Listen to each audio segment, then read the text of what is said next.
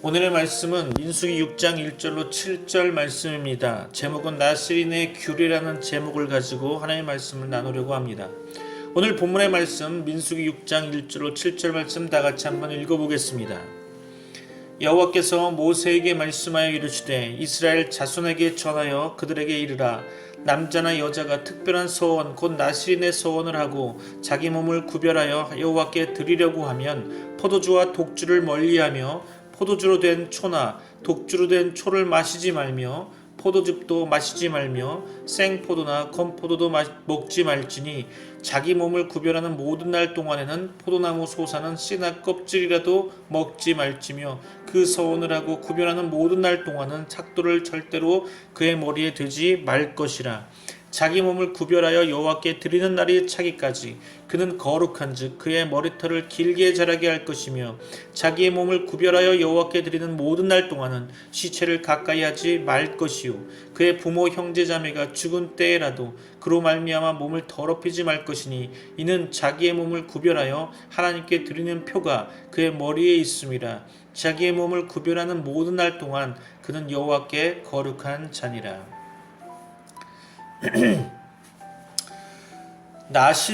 나시린이란 무엇일까요? 오늘 제목이 나시린의 규례라는 제목인데 그러면 나시린이란 무엇일까요? 구분된 자 또는 구별된 자란 의미를 갖고 있습니다. 일평생 혹은 특별한 헌신을 위해 한시적으로 세상과 단절하고 스스로를 구별하여 하나님께 자신을 봉헌한 자를 일컬어 나시린이라고 말합니다. 평생 나시린으로 살았던 사람을 성경에서 찾아보면 사사 삼손, 사사요 선지자인 사무엘, 레갑 자손, 세례요한 등이 성경에 기록되어 있음을 보게 됩니다. 한시적 나시린의 경우는 하나님께 헌신하기를 원하는 모든 자들에게 적용된다고 성경은 말씀하고 있습니다. 나시린은 특별히 세 가지를 금해야 했습니다. 첫 번째로 포도나무에서 나는 소산물은 어떤 것도 먹을 수 없었습니다. 그 의미로 저는 이렇게 말씀드리고 싶습니다. 나시린은 술 취하지 말고 깨어 근신해야 한다는 의미로 보고 있습니다. 둘째로 시체를 가까이 할 수 없었습니다. 이는 레위기 21장 11절에서 대제사장에게 주신 명령과 같이 어떤 시체에든지 가까이 하지 말지니 그의 부모로 말미암아서도 더러워지게 하지 말며 세상 속에서 연관된 인간관계를 초월하고 오직 하나님의 일에 전념하라는 의미가 아닐까 생각됩니다. 세 번째로 서원 기간 동안 머리에 삭도를 대지 말아야 했습니다. 이는 외모 치장에 대한 관심을 버리라는 의미로 저는 알고 있습니다. 그러면 우리는 나시린으로 어떻게 구별된 삶을 살아갈 수 있을까요? 첫 번째로 저는 예배자의 삶을 살아야 한다고 생각합니다. 예배자는 세상에서 삼위 하나님을 몸에 모시고 그 이름으로 살아가는 자들입니다. 이것은 다른 말로 하면 세례의 의미로도 사용될 수 있을 것입니다. 세례는 삼위 하나님께서 당신의 이름을 세례받는 자에게 각인하는 의식이며 이 각인은 삼위 하나님께서 임재하시며 동행하시는 방식이라 할 수 있습니다. 예배 후에 강복 선언은 삼위 하나님의 동행 약속입니다.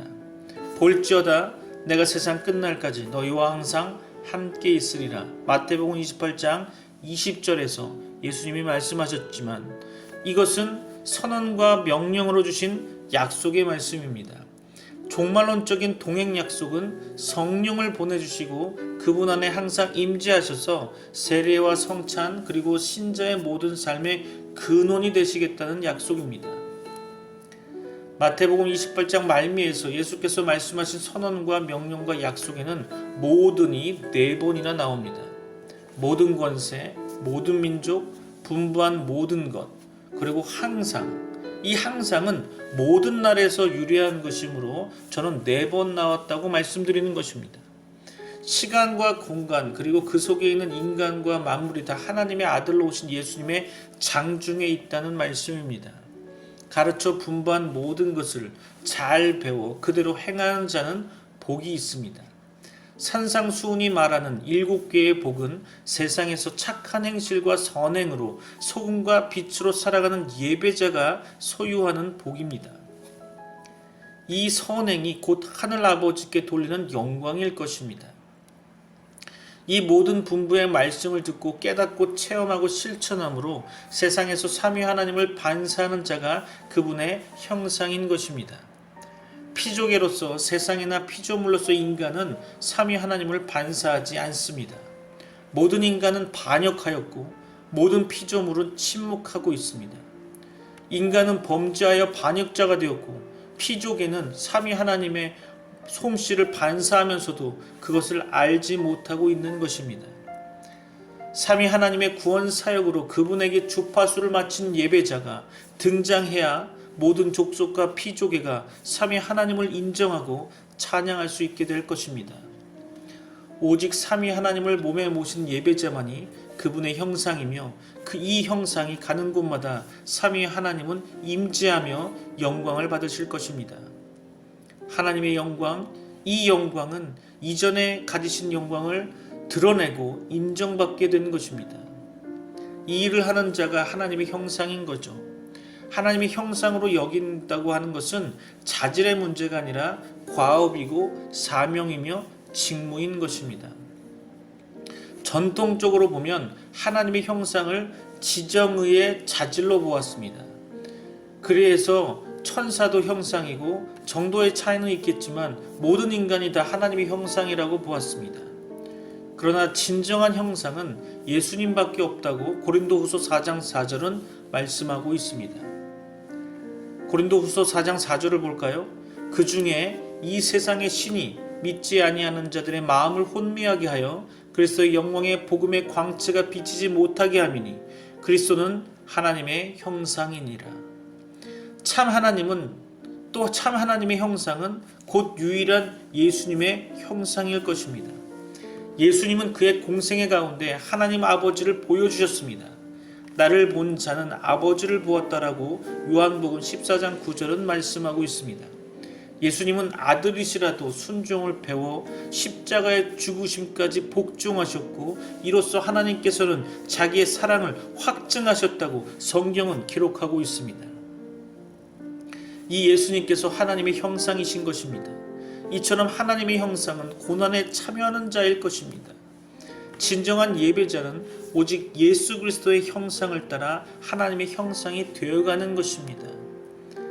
베드로전서 2장 21절 볼까요? 이를 위하여 너희가 부르심을 받았으니 그리스도도 너희를 위하여 고난을 받으사 너희에게 본을 끼쳐 그 자취를 따라오게 하려 하셨느니라. 예수님께서 부활하신 후에 받으신 하늘과 땅의 모든 권세는 인간들이 무장하고 행사하면서 악용하는 권세가 아닙니다.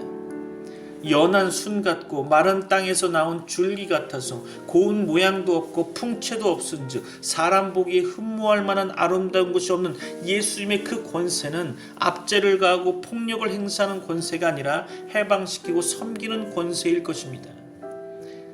내 나라는 이 세상에 속한 것이 아니다라고 요한복음 18장 36절은 말씀하신 바 그럼에도 그의 나라는 이 세상에 속해 있습니다. 승천하고 하나님 아버지의 우편에 좌정하신다는 것은 교회나 세상의 한 부분만이 아니라 세상 전부를 다스리시는 모습을 보여주고 계신 것이라 여기고 있습니다.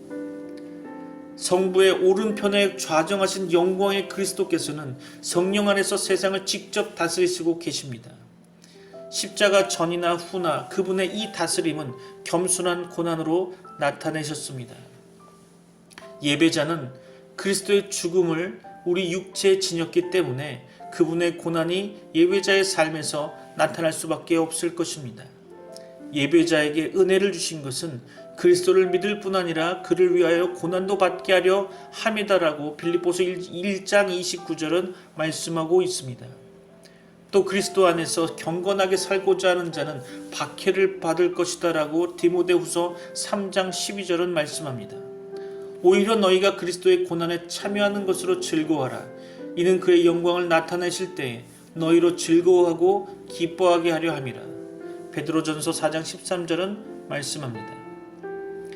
그리스도의 이름으로 욕을 먹을 때 영광의 영 곧 하나님의 영이 임하신다고 베드로전서 4장 14절은 말씀합니다. 예배자는 이런 종말론적 소망을 품고 실천적 삶을 사는 자들입니다. 그리스도께서 약하심으로 십자가에 못 박히셨으나 하나님의 능력으로 살아계시니 우리도 그 안에서 약하나 너희에게 대하여 하나님의 능력으로 그와 함께 살리라. 고린도후서 13장 4절은 우리에게 힘을 주고 있습니다. 제자들은 권세를 선포하는 말씀을 받았고 진정한 예배자는 섬기러 오신 인자의 모습을 닮아야 하는 것입니다. 신자는 내적 믿음으로는 누구에게나 종속되어 있지 않은 주인이고 외적 행위로는 모두에게 종속되며 모든 사람들을 섬기는 종이 되어야 할 것입니다. 세상 족속들의 집권자들은 그들의 임의로 주관하고 대인들은 권세를 부리지만 예배자 중에서 크고자 하는 자는 섬기는 자가 되고 으뜸이 되고자 하는 자는 모든 사람의 종이 되어야 한다는 마가복음 10장 42절로 44절의 말씀을 우리는 기억해야 할 것입니다. 예수님께서는 이를 몸소 실천하셨습니다. 이렇게 고난을 동반하는 하나님의 형상이 이룩하는 하나님의 나라는 이 고난 때문에 이 세상에 속한 나라는 아닐 것입니다. 삼위 하나님은 세상의 방식이 아닌 하나님의 방식으로 세상을 변화시켜 하나님 나라로 만드실 것입니다. 그렇습니다. 마태복음 28장의 명령의 진정한 의미가 고난과 십자가로 예수께서 승리하셨듯이 우리도 그리스도 안에서 항상 이긴다는 것입니다. 예배자, 진정한 예배자는 그리스도 안에서 항상 승리합니다. 승리하다 이기다로 번역된 원어는 전쟁에서 승리한 장군이 포로를 앞세워 행진하는 장면을 가리킵니다. 예배자는 예수께서 십자가로 얻은 포로이고 이 포로인 예배자들이 그분 안에서 다시 포로를 잡는 것입니다. 예배자의 손에 들린 무기는 성령의 검, 곧 하나님의 말씀 말고는 없습니다. 그러니 보편교회의 보편세계 지배가 아니라 말씀 때문에 고난을 달게 받는 예배자 가운데 임하는 삼위일체 하나님의 지배를 말함을 기억한다면 그러면 세계는 은혜와 사랑과 섬김이 교제 가운데 넘치는 공동체 곧 하나님의 나라가 될 것입니다. 지금 우리가 하나님 앞에 진정한 예배자로 서야 하는 가운데 우리가 할 수 있는 일은 없기에 예수님께서는 우리에게 나라가 임하게 하여 주십시오 라고 기도하라고 가르쳐 주는 것입니다. 두 번째입니다. 그러면 우리는 나시린으로 어떻게 구별된 삶을 살아갈 수 있을까요? 두 번째로 우리는 기도자의 삶을 살아야 할 것입니다. 영이신 하나님은 기도를 통해 인간들이 하나님을 가까이하고 하나님과 대화하며 하나님을 알고 하나님의 뜻을 쫓아 살기를 원하시고 계십니다. 따라서 기도는 철저히 하나님 중심의 거룩한 행동이 되어야 합니다. 그리고 하나님의 뜻을 받들어 섬기는 행위가 되어야 합니다.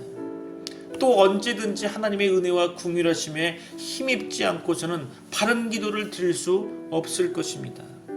성경이 가르치는 기도의 특성을 살펴보면 첫 번째로 하나님과의 교통이라는 것입니다. 곧 생명 되신 하나님과 친밀한 관계를 가지려는 신앙 행위라는 거죠. 다같이 요한일서 1장 3절 말씀 볼까요? 우리가 보고 들은 바를 너희에게도 전함은 너희로 우리와 사귐이 있게 하려 함이니 우리의 사귐은 아버지와 그의 아들 예수 그리스도와 더불어 누림이라. 두 번째로 성경이 가르치는 기도의 특성은 하나님의 위대하심과 선하심을 찬양하는 행위라는 거죠. 세 번째로 하나님의 은총과 자비와 인애로 말미암아 하나님께 충성과 헌신을 다짐하는 감사라는 것입니다. 네 번째로 죄에 빠진 인간이 자신의 불순종을 인정하는 고백이기도 하죠. 특별히 시편 51편의 말씀을 보면 이해가 되실 것입니다. 다섯 번째로 이웃의 행복과 축복을 비는 기원이기도 합니다. 마지막으로 기도는 자신의 욕망을 포기하고 자신을 하나님께 내어 맡기는 복종 행위인 것입니다. 마태복음 26장 39절 볼까요? 조금 나아가사 얼굴을 땅에 대시고 엎드려 기도하여 이르시되 내 아버지여 만일 할만하시거든 이 잔을 내게서 지나가게 하옵소서. 그러나 나의 원대로 마시옵고 아버지의 원대로 하옵소서. 세 번째입니다. 우리가 어떻게 나시린으로 살아갈 수 있을까요? 세 번째로 남모르는 선을 행하는 자로 살아야 할 것입니다. 특별히 히브리서 13장 16절을 볼까요? 오직 선을 행함과 서로 나누어 주기를 잊지 말라. 하나님은 이 같은 제사를 기뻐하시느니라. 하나님께서 교회를 창립하셨습니다. 교회는 하나님의 하나님 되심을 알리는 역할을 수행해야 할 것입니다. 교회는 예수님의 그리스도 되심을 선포해야 할 것입니다. 교회는 성령님의 역사를 체험해야 할 것입니다. 교회는 하나님께서 부르신 성도의 모임인 것입니다. 교회는 하나님의 말씀인 성경을 기준으로 살아가야 할 것입니다. 여러분에게 하나님의 은혜와 축복이 넘치기를 기도합니다.